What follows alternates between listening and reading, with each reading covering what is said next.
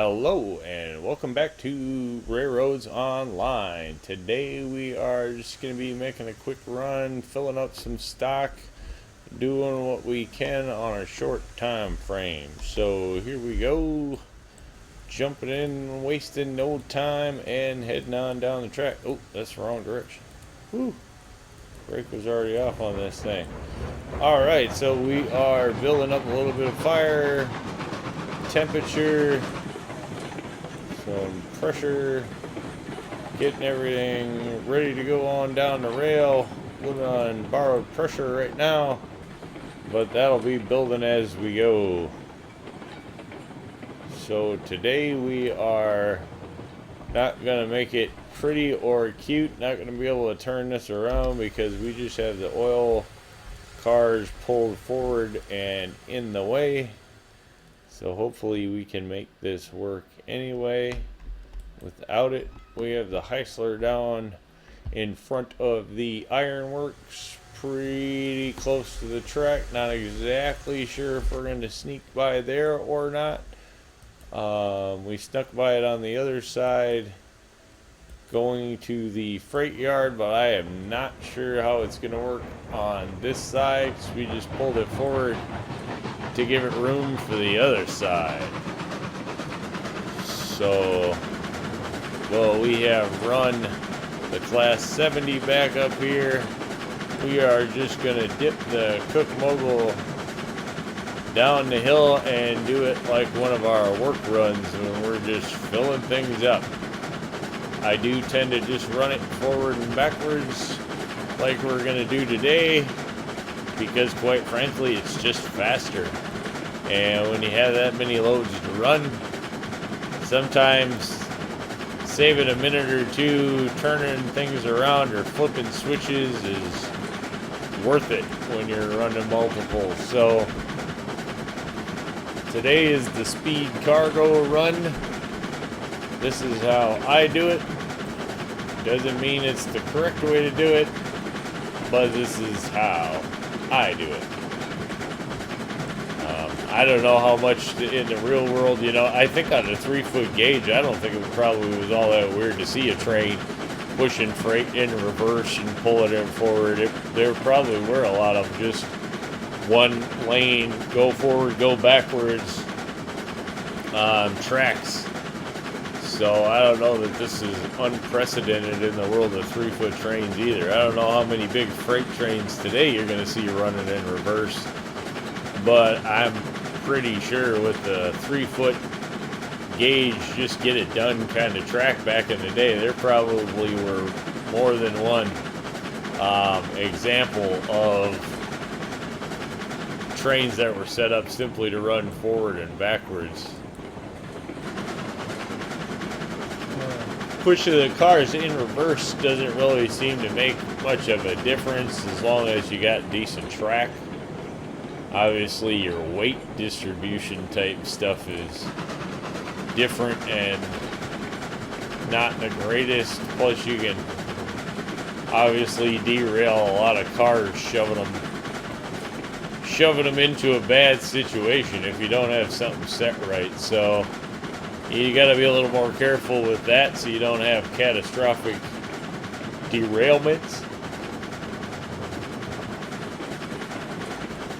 But if you have everything worked out decent, it can save you a fair bit of time, which is really our goal today. Kind of in a bit of a time crunch, but definitely want to get something done. So that's probably not far enough back. So I'll go ahead and back that up just a touch more. How are we looking? We're not looking at all.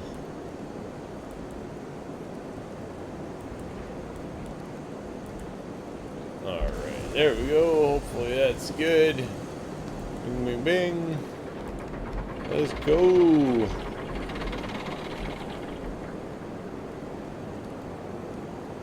Pipe, pipe.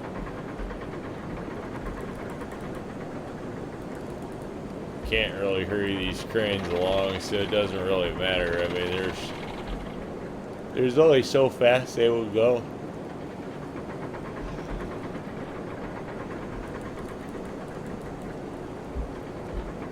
Just not up for super tons of time today, so we're gonna do a 3-car short train.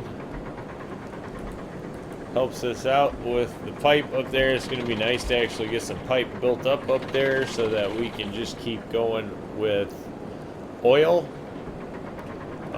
Wood, I'd like to get that filled and have an extra train sitting there just full of wood so that we can just start really slamming in some of these oil loads and get ourselves built up a few loads of oil barrels.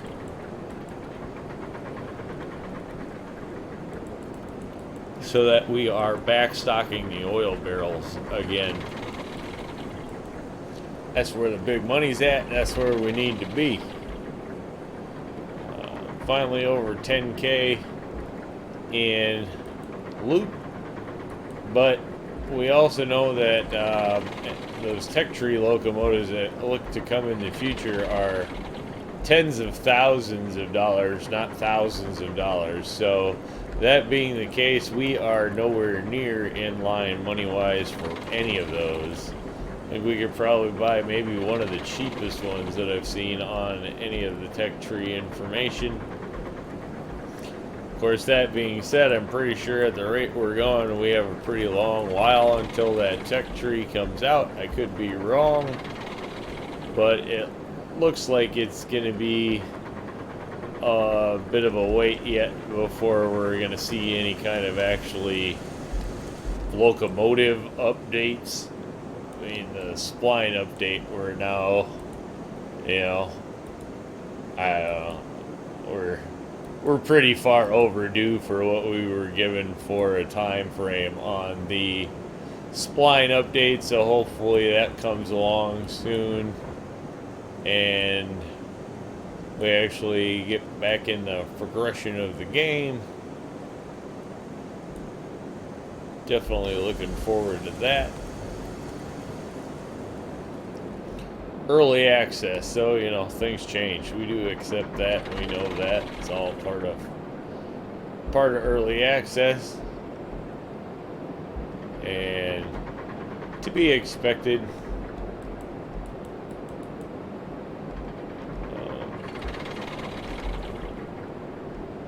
Spline update should give us some pretty nice improvements to go along with it.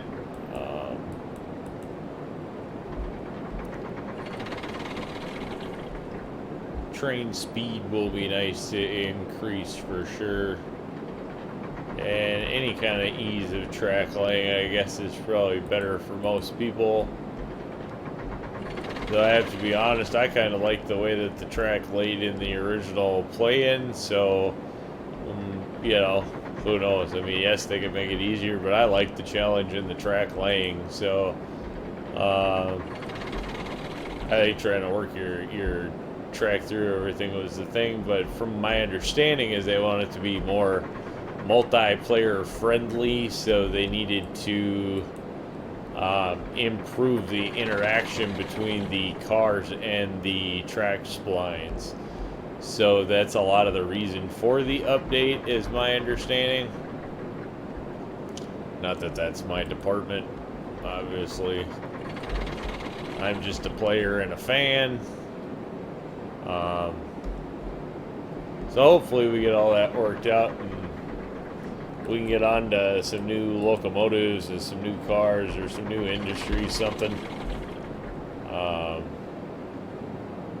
Not sure. Been thinking about maybe kicking over the idea of going through and starting a new track, just because maybe we still have the time before anything happens. Was kind of hoping to do it with the new update, but that looks like that might have to get put on hold. So we could be deciding to start anew soon, having lessons learned along the way. I would think we have a little better advantage now and can make some definite improvements to what we have. And I think that might be the way to go. It's kind of hard to give up having all the different locomotives and tons of rolling stock though, so I haven't just jumped on that idea. So there may be some track laying videos coming soon. Not exactly sure where we'll go with that.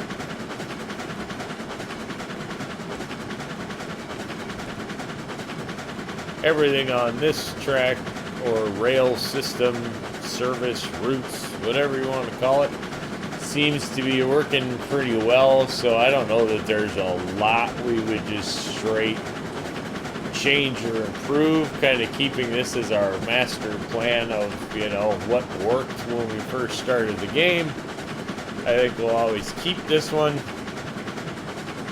And who knows, we might just keep adding locomotives. But we do already have like, I don't know, 9 or 10.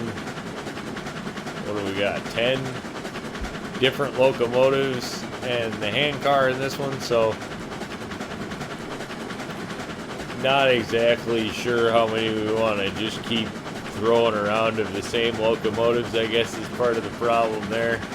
I mean, we already have 2 Cook Moguls, 2 Climaxes, 2 Class 70s. So we've already duplicated half of the fleet. Betty and Betsy are pretty much duplicates of each other, just a slight paint job change there. So I'm not too sure that we're going to keep buying locomotives. I don't want to end up with 20 of the same locomotives around and then the tech tree comes out and we end up, you know, just with a ton of extra locomotives we have no use for. So I'm not exactly sure how to go forward. Still kind of figuring that out. Anybody with comments about that, feel free to leave them below. I'm open to ideas and suggestions at this point. If it's better to restart a new layout and show it all, or just keep on trying to improve this one, or just run stock on this one, I don't know. Have opened this one up a few times and had some other people in it. Didn't film any of that stuff because I wasn't really sure how it would go, so we might do some more of that. I'm not really sure.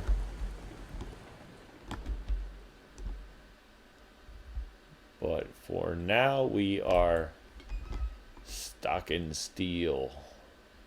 I feel okay saying steel because it's the only steel in the game is the steel pipe, right? So I don't know that you have to clarify it, so I'm going to stop worrying about clarifying it. Other than that, we have a lot of iron type of stuff. Alright, come on. Back it up. Not that we need to get going super fast here. Now, one thing I think we should take a look at here, though, is we could maybe get rid of our bump stop there and put it... No, we can't. I was thinking maybe we'd be able to pull that bump stop out of there and extend it to where we could push back for a 4th car. But I don't think it's going to fit, even if we take that out of there. I don't think there's any chance in actually getting a 4th one in there now that I'm looking at it. Alright, drop you, and drop you. Come back here, take a look. Well, I guess if those 3 are at the dock, boy, a fourth car would sure be hitting that barrel by now, but maybe we could still drop that off, so I guess we'll give it a shot. We have another flat car. We could try it. What's the worst case scenario? It doesn't work, but hey, there you go. So, alright, steel load up to the refinery. Looks like we have a half full. One more trip should just about get her full. And then we will probably be on to wood, as that's almost out. I'd like to get that filled up before we go messing around with more oil. So I think we'll call that one an episode for today. And thank you much. Y'all have a great day.